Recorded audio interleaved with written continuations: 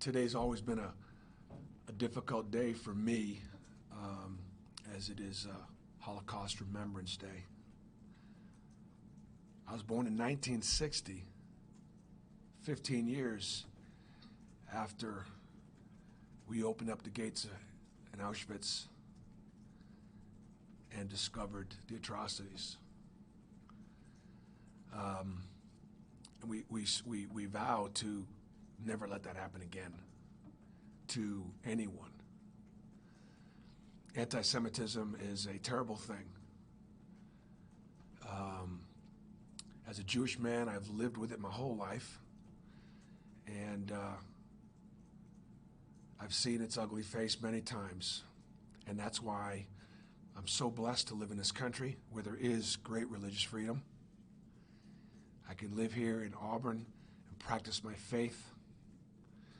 And the great challenge for me has always been that we are brothers. We are all brothers. We are all sisters. We are all related. Abraham had two sons, at least two sons, Isaac and Ishmael. That makes us brothers because we have the same father, Abraham the father of many nations.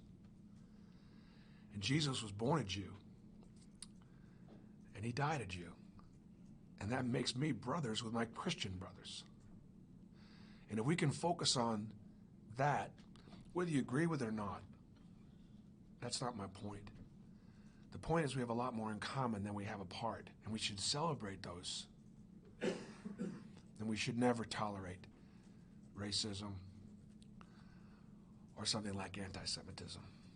And so what I would ask you all to remember, and never again.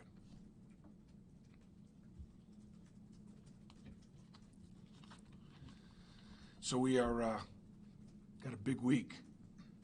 We were 0-4 last week against 0-4 last year against these two teams coming up, Ole Miss and Kentucky.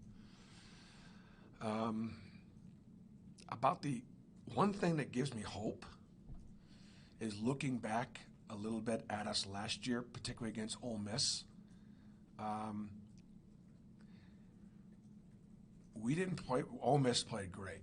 And Kermit did a phenomenal job in both games. Got out-coached both times.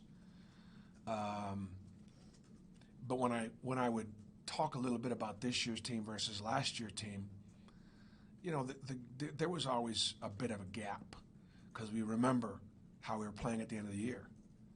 Until you go back and you look at us play against Ole Miss and you go, we had our challenges then too. And so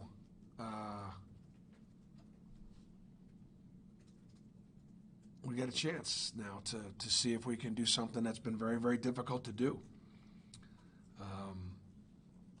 You know, we're 4-15 since 2000 in Oxford. They've won 9 of the last 10. We won a couple years ago, 2018. So it's been a tough place for us to play and a tough place for us to win. And, you know, Tyree is a phenomenal player. He's a leading scorer in the league. Schuler is fast and quick and heads downhill. And you know, they have 4 starters that played, you know, started for him last year.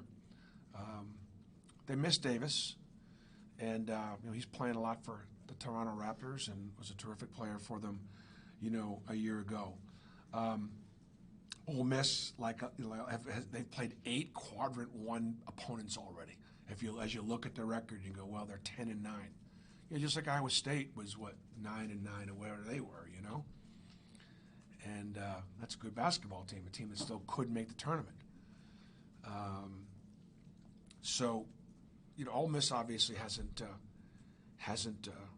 been as successful as they would like, but they're, you know, obviously with the win at Georgia. They've got some things they do really well, and obviously it was a good matchup for them last year. So we're excited about the opportunity to try to go down there and keep building on the success that we had this past week. What do they do defensively that's a challenge for you guys? Yeah, I've played Kermit 10 times now in my career, and he probably knows what we do as well as anybody. And so I think they do a good job of scouting us.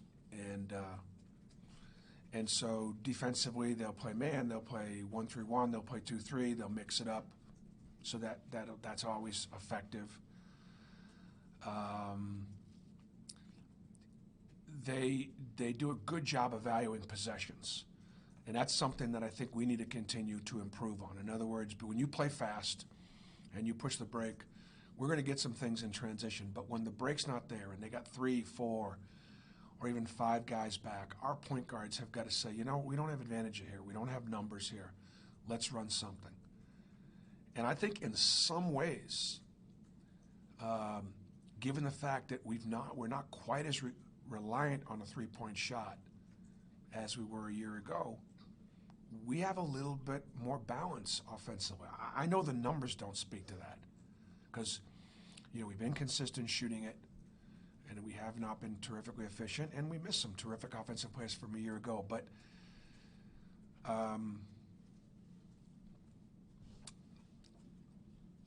got a little bit more balance, maybe. Maybe we can build on that. Devin goes from scoring 26 on Wednesday to none on Saturday. For him, Allen, and Jamal, do you want more consistency from them scoring-wise off the bench, or are they giving you what you kind of expect? Obviously the game against South Carolina was spectacular. It shows you what Devin's capable of. South Carolina extends and denies one pass away, so the game plan was simply to just be able to take him off the bounce, drive, draw, and dish. And so he was the recipient of some really good dishes, and he made open shots, and that's kind of what happened, and he got it going. I would like them to all be consistently effective defensively, and they all can make open shots.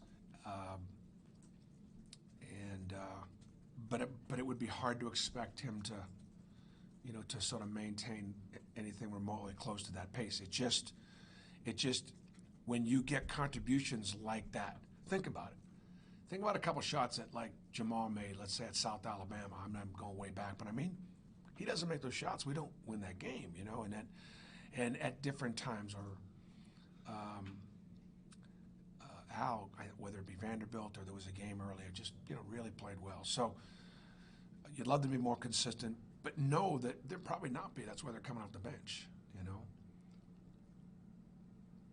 What's different about Tyree? Is he things go through him maybe more than anybody else you've seen this year? Well, I think nothing's really different about him other than they're probably they don't have, without Davis, they got one less offensive weapon, and so he and Schuler are just getting more. They're getting more looks, getting more touches, and the ball's in his hands a lot more. So he's really effective. I mean, he's a great offensive player. Do you have a sense from your veterans that this is a big game for them, having not had the success last year against Ole Miss? I think so. I do. I think it matters to our veterans to be able to do things that last year's team couldn't do. I really do, because that's a high bar that was set, and those guys, many of them, were in supporting roles, not starting roles.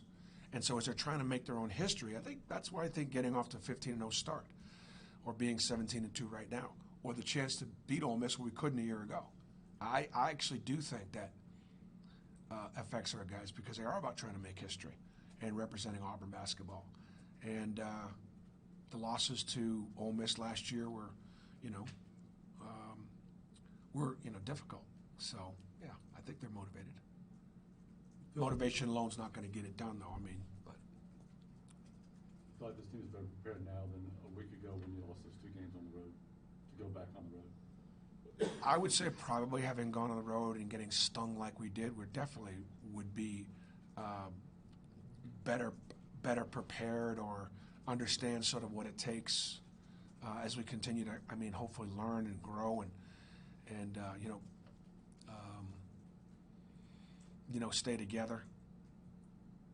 But yeah, and I do think we lost a couple games and we went from 4 to 16. We dropped 12 spots, and you never heard me complain about it once, because I've never talked about our ranking much at it, but you do notice it, and so we still have a ton to prove, and this is just an opportunity to continue to maintain our ranking. Obviously, we have college game day coming in on Saturday, which we're awfully excited about. We'd love to be 18-2 and maintain our position and momentum going up against Kentucky at home on Saturday. We're very excited about that. It's the Outlive game, and just another reminder for everybody to come in there and buy our T-shirts for the Outlive game, and should be a very special environment. All of the college basketball world, all the eyes will be upon Auburn, Alabama next Saturday. We'd like to go into that game with some momentum. Every good? Okay, guys, thank you. What's your guess for number of SEC teams to be in the tournament this year?